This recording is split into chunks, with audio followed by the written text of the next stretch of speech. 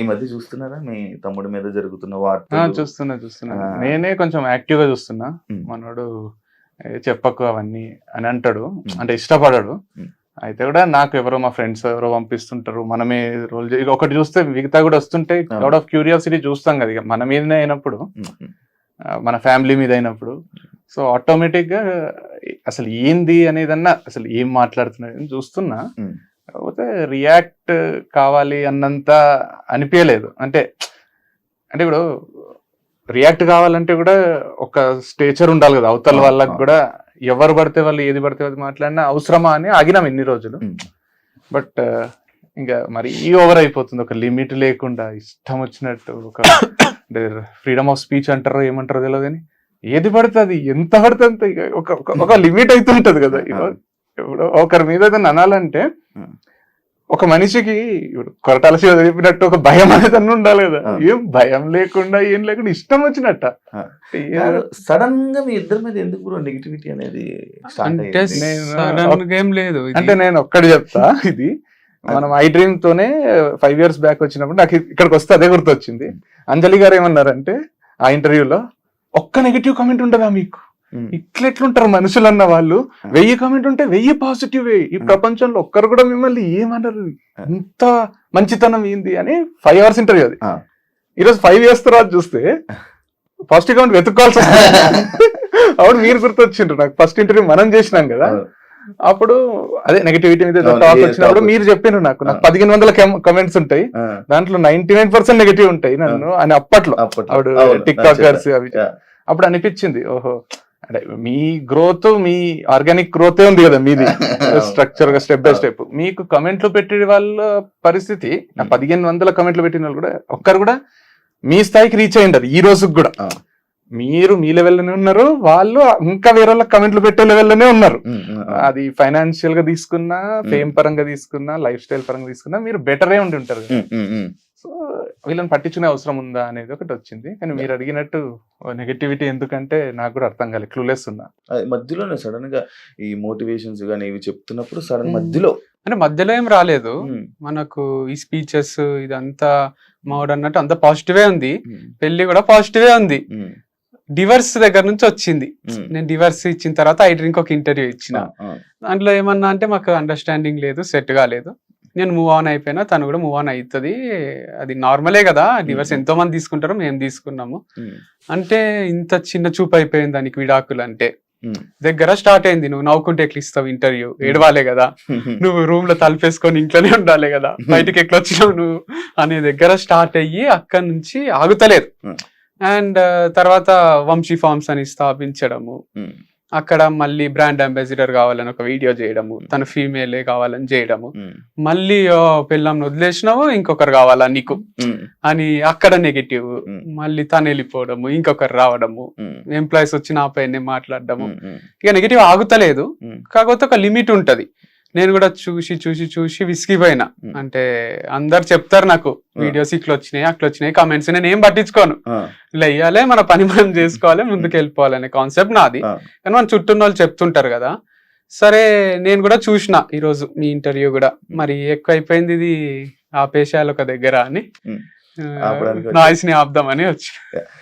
ఇది ఒకటి అమ్మాయిలు చేంజింగ్ టాపిక్ ఇప్పుడు ఎలాగో వచ్చింది కాబట్టి దీన్ని కంటిన్యూస్ కొడితే, ఒకరి తర్వాత ఫస్ట్ నేత్ర, అవును ఆ పాయింట్ లోకి వస్తే అసలు ఈ ఫార్మ్స్ ఏదైతే ఆర్గానిక్ ఫుడ్స్ ఉన్నాయో దాని గురించి మాత్రం ఆ అవసరం కోసం మాత్రమే నేత్రని అప్రోచ్ అవ్వడం కానీ, నేత్ర మీరు కలవడం కానీ అది ఏమైనా జరిగిందా? లేదు, తనని చూసిన వీడియోలో ఫోటోలో చూసి నచ్చింది. డైరెక్ట్ పెళ్లి అప్రోచే పెట్టిన, లవ్ వద్దు పెళ్లి చేసుకుందామని. పెళ్లి చేసుకున్నాం, హ్యాపీగా ఉన్నాము. తను ఫుల్ ప్రేమించింది, నేను ప్రేమించిన. పెళ్లి తర్వాత ప్రేమం అది మోర్ దెన్ పెళ్లికి ముందు కన్నా. అంత మంచిగా ఉంది. ఆర్గానిక్ లేదు మా మైండ్ లో, ఏం లేదు. డబ్బులు కూడా నేను సెషన్స్ ఇస్తుంటే ఆప్టిట్యూడ్ అవి డబ్బులు వస్తుండే. తన బ్యాంక్ బ్యాలెన్స్ 30 రూపాయలు 20 రూపాయలు ఉంటుండే రిషికేష్ లో ఉన్నప్పుడు. తన ఫాలోవర్స్ 10K ఉంటుండే, నా ఫాలోవర్స్ 210K ఉంటుండ్రి. సో తను ఇంట్లోనే ఉంటుండే హౌస్ వైఫ్ లాగా అట్లా. కాకపోతే నేను సంపాదిస్తుంటే వస్తుంటే అంత జరుగుతుండే. తర్వాత మేము మా అన్న మమ్మీ డాడీ వీళ్ళ దగ్గర నుంచి వేరుగా ఉండడం స్టార్ట్ చేసినాం. నేను నేత్ర మణికొండలో రెంట్ కట్టాలి, దానికి డబ్బులు కావాలి. సో మేమిద్దరం కలిసి ఇన్ని రోజులు బిజినెస్ చేసినాం కాబట్టి మా వాడే సపోర్ట్ చేసిండు, డబ్బులు ఇవ్వడము అంతా చేసిండు. ఆ డబ్బులు జమ అయిన డబ్బులు అవి ఇవి యూజ్ చేసినాం, టీవీ కొనికే, సోఫాలు అన్ని. దాంతో పాటు నాకు యాప్టిట్యూడ్ సెషన్ ఇచ్చిన, మోటివేషనల్ స్పీచ్ ఇచ్చిన డబ్బులు వస్తుండే. సో నేనే అర్నింగ్ ఇంట్లో అదంతా చేస్తుంటే. తర్వాత ఒక దగ్గర ఏమైందంటే మాకు 1 year తర్వాత మా ఊరి నుంచి డబ్బులు రావు. మా అగ్రిమెంట్ ప్రకారం ఏంటంటే నేను 1 year నెలకు 1 lakh సపోర్ట్ చేస్తా. ఇప్పటి వరకు కార్ ఈఎంఐలు కానీ, ఇంటి ఈఎంఐ, ఇంట్లో మమ్మీ డాడీ అందరి రెస్పాన్సిబిలిటీ నేను తీసుకుంటా. క్రియేటివ్ అని మన అప్లికేషన్ ఒకటి ఉంది టీచింగ్ ది, దాంట్లో వచ్చే డబ్బులన్నీ నాకే, ఇన్కమ్ మొత్తం నాకే, రెస్పాన్సిబిలిటీస్ నాకే. ఇప్పుడు కార్ కి 1 lakh ఈఎంఐ ఉంటది, ఇంటికి 50,000 ఉంటది, మిగతా అన్ని ఖర్చులు పోను ఒక 3 లక్షల ఖర్చు ఉంటది నెలకు. ఆ 3 లక్షల ఖర్చు నాదే ప్లస్ ఇన్కమ్ నాదే. లేదా ఇన్కమ్ నువ్వు తీసుకో, రెస్పాన్సిబిలిటీ నువ్వు తీసుకో. కానీ ఇద్దట్లో ఒకరమైతే ఇన్కమ్ అండ్ ఖర్చులు తీసుకోవాలి, ఒకరికి ఇదేది ఇన్కమ్. ఇప్పుడు క్రియేటివ్ యాప్ అనేది ఎవరు తీసుకుంటారో వాళ్ళు ఇంకొకరికి 1 year పాటు నెలకు 1 lakh రూపాయలు సపోర్ట్ చేయాలి, నెలకు 1 lakh రూపాయలు ఇవ్వాలి, 1 lakh. అది మా అగ్రిమెంట్. మేము వేరు వేరే చేసుకుందాం, కలిసి ఎన్ని రోజులు ఎవరు ఇండిపెండెంట్ ఐడెంటిటీ వాళ్ళకు ఉండాలి కదా, నాకు కూడా పెళ్ళైంది కదా అని. వీడు ఇండిపెండెంట్ ఐడెంటిటీ కోసం నేను అని అగ్రిమెంట్ లో ఏమైందంటే, వాడు నాకు కొంచెం పీస్ కావాలి, ఇప్పుడే పెళ్ళయింది, నాకు సెటిల్ కావడానికి కూడా ఒక 1 year టైం పడుతుంది, నాకు కార్ వద్దు, నాకు ఇల్లు వద్దు. ఇప్పుడు ఇల్లు 1 కోటి రూపాయల పైన, ఇల్లు 1 కోటి రూపాయల పైన కారు, 2 వదులుకున్నాడు వాడు. ఆ 2 నావే, ఆ 2 నావి, ఇంటి రెస్పాన్సిబిలిటీ నాది, మొత్తం నాది. ఆ 2 నాకు ఇచ్చేసి వీనికి నేనేం చేయాలి, 12 లక్షలు నెలకు 1 lakh రూపాయలు చొప్పున 12 లక్షలు 12 నెలలు సపోర్ట్ చేయాలి. అట్లా ఇంటికి బయటికి పోయి నెలకు 1 lakh ఇస్తుంటే. దాంతో పాటు క్రికెట్ ఆడుతున్నప్పుడు తంబిరిగితే కొన్ని వీడియోస్ పెండింగ్ ఉండే నా టీచింగ్ దాంట్లో, 45 వీడియోస్ పెండింగ్ ఉండే. వంశీకి నేను 1 week లో కంప్లీట్ చేయాలి 45 వీడియోస్. నేను అనవసరంగా పోయి ఆ రోజు ఆడొద్దు అనుకుని కూడా ఆడినా, మొత్తం బ్రోకెన్, 6 weeks రెస్ట్, తంబు మొత్తం విరిగిపోయింది. అయితే వంశీకి నాకు వేరే దారి లేదు, సబ్జెక్ట్ నా అంత సబ్జెక్ట్ చెప్పేటోడు వంశీ ఒకటే, ఎందుకంటే ఇద్దరం కలిసి చెప్పాం. ఏడు జనాలు యాక్సెప్ట్ చేయాలన్నా తమ్ముడు అయితేనే యాక్సెప్ట్ చేస్తారు, ఎవరినో బయట వాళ్ళని తీసుకొని చెప్పలేదు. ఆ 45 వీడియోస్ ఏం చేయాలని వంశీకే ప్రపోజల్ పెట్టినా. వంశీ మొత్తం 225 వీడియోస్ లో 180 నేను చేసిన, 45 నువ్వు చేయాలి. ఆ 45 నువ్వు చేస్తే 10% లైఫ్ టైం షేర్ ఇస్తా నీకు, నా ఈ అప్లికేషన్ లో వచ్చే ఇన్కమ్ షేర్.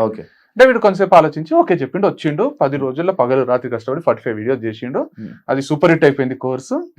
ఇక్కడ 1 lakh per month, అది ఒక 50, 60, 70, 80,000 వరకు కూడా వచ్చింది, 30 నుంచి 80. అది మధ్యలో plus sessions, motivational lectures, aptitude classes బయట, దాంట్లో సగం సగం పంచుకుంటుంటే. ఇద్దరికి వచ్చిన సెషన్స్ ఇద్దరం పోతుంటే, నేను 1 గంట వాడు 1 గంట అర్ధ గంట మాట్లాడి, వాళ్ళు 40,000 ఇస్తే 20, వాళ్ళు 50 ఇస్తే 25, వాళ్ళు 30 ఇస్తే 15. ఆ ఇన్కమ్, ఈ 3 ఇన్కమ్లు మనకు ఉన్నాయి. దాంతో పాటు ఫ్యామిలీ పోతుంది. అట్లా ఒక 6 నెలలు గడిచిపోయింది. ఆ తర్వాత ఏమైందో, తర్వాత ఇక అయిపోతుందని మాకు భయం స్టార్ట్ అయింది. ఒక దగ్గర లోన్ తీసుకో, ఏమైనా బిజినెస్ స్టార్ట్ చేసామని తనే అన్నది. నాకు పర్సనల్ లోన్ ఇస్తామని ఎంట పడతారు కదా, ఫోన్లు చేసి ఇచ్చేసే అన్న. 21 లక్షలు ఇచ్చిండ్రు HDFC బ్యాంక్ వాళ్ళు. ఇస్తే తీసుకుంటే డైరీ ఫార్మ్ స్టార్ట్ చేద్దాం, నేను హైదరాబాద్ పోయి బర్రెలు తీసుకొని వస్తాను నేను. తను కోళ్ళ ఫార్మ్ స్టార్ట్ చేద్దామని తను, తెలియకుండా న్యాచురల్ ఫార్మింగ్ స్టార్ట్ చేసినాం ఈ ప్రాసెస్ లో, డిస్కషన్ లో.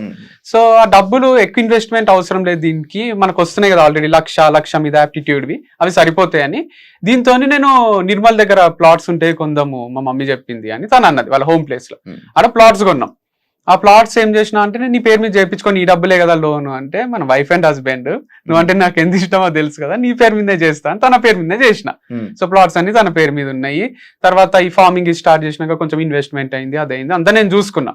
తర్వాత సూపర్ హిట్ అయిపోయింది. May 31st నా బర్త్డేకి లాంచ్ చేసినాము, హిట్ అయింది, మస్తు లక్షల పైసలు వచ్చినాయి, అంత స్మూత్ గా నడుస్తుంది. నడిచి హ్యాపీగా ఉన్నాం. పర్సనల్ ప్రొఫెషనల్ సక్సెస్ ఉంది మాకు ఇద్దరికి. వైఫ్ అండ్ హస్బెండ్ ఇట్లా చేస్తారా అనే ఫీలింగ్. వైఫ్ అండ్ హస్బెండ్ అంటే అందరు ఒకలాగా తీసుకునేటట్టు ఉంది. ఒక లవ్ మ్యారేజ్, చాలా మంది లవ్ మ్యారేజ్ లో కూడా చేసుకున్నారు వీళ్ళని చూసి. అమ్మా నాన్నకు కూడా, నేను చిన్న కొడుకును కదా, వీడు ఎప్పుడు సెటిల్ అవుతాడో అని ఉంటుండే. అమ్మాయి వీడు అందరికన్నా మంచి సెటిల్ అయిండు అనే ఫీలింగ్ వచ్చింది. మేము కూడా ఫుల్ హైలు ఉంటుంటే అది ఇది. తర్వాత కొన్ని పర్సనల్ లెవెల్లో డిస్ప్యూట్స్ వచ్చినాయి, మిస్అండర్స్టాండింగ్స్ వచ్చినాయి. అది ప్రొఫెషనల్ దానిపైన కూడా ఇంపాక్ట్ క్రియేట్ చేసింది. ఇద్దరం వేరు వేరు ఉంటూ కూడా ఫామ్ చూసుకొచ్చేమో అని కూడా ఆలోచించినాం. కానీ అది ఇంపాసిబుల్ అని అర్థమయ్యి మేము దాన్ని కూడా వారధి ఫార్మ్స్ ఎవరో ఒకరు తీసుకోవాలనే స్టేజ్కి వచ్చింది. నేనేమన్నా 50 లక్షలు ఇచ్చి నేను తీసుకుంటా, ఇచ్చేసేయండి అన్న. లేదా మీరు 50 లక్షలు ఇవ్వండి, వారధి ఫార్మ్స్ ఇచ్చేస్తా, అది నా బేబీ, నాకు చాలా ఇష్టం, అది 100 కోట్ల బ్రాండ్, అది అంత సింపుల్ గా ఎస్టాబ్లిష్ చేయలేం మనము అంటే. అంత 2-3 రోజుల ముందు నేను అంటే కూడా సీరియస్ అయ్యిండు నాకు. వాళ్ళు 1 కోటి రూపాయలు ఇస్తా అంటే ఇచ్చేసే వంశీ, వేరే స్టార్ట్ చేసుకోవచ్చు, పర్సనల్ గా విడిపోతున్నప్పుడు ఇది కూడా అంటే 1 కోటి కాదు 100 కోట్లు ఇచ్చినా ఇయ్యనేది, ఉమ్, అది నా ప్రాణము వారధి ఫార్మ్స్ అనేది, ఉమ్, నేను ఎవ్వరికి ఇచ్చేదైతే లేదు. తర్వాత అది అన్ని ఇంప్రాక్టికల్ దగ్గర ఉంది కదా అని impractical నేనే అని వీడే ఇక 50 lakhs కొంచెం రీజనబుల్ ఉంది కదా, ఆ. ఇవ్వగలుగుతాం కదా వాళ్ళైనా మనమైనా అనుకుంటే వాళ్ళు రెండుకి ఒప్పుకుంటలేరు. ఆ, నాకే కావాలి డివర్స్ ఇప్పించేయండి మేడం, అండ్ వారధి ఫార్మ్స్ కూడా నాకు ఇచ్చేసేయమనండి నష్టపరిహారంగా అంటుంది. ఉమ్, నేను ఇక బాగా ఆలోచించి కొంచెం పంచాయతీ అయ్యి అది అయ్యి సరే రిషికేష్ పోయి పెళ్లి చేసుకున్నా కదా. నేనే ఒక ఎంతబడి gift పెళ్లి లాగా. చేసుకున్నా. ఎంతబడి అంటే నేనే ప్రపోజ్, తన లైఫ్ తన ఏదో బతుకుంటే వీడే పోయిండు కదా. నేనే లవ్ చేసినా నేనే పెళ్లి చేసుకున్నా. అదే డివర్స్ అని నేను ఎప్పుడు కూడా ఫస్ట్ టాపిక్ తీసుకురాలి, ఎన్ని కొట్లాటలైనా ఏమైనా కలిసే ఉందాం తనే ఫస్ట్ ప్రపోజల్ పెట్టింది డివర్స్. divorce. అచ్చా.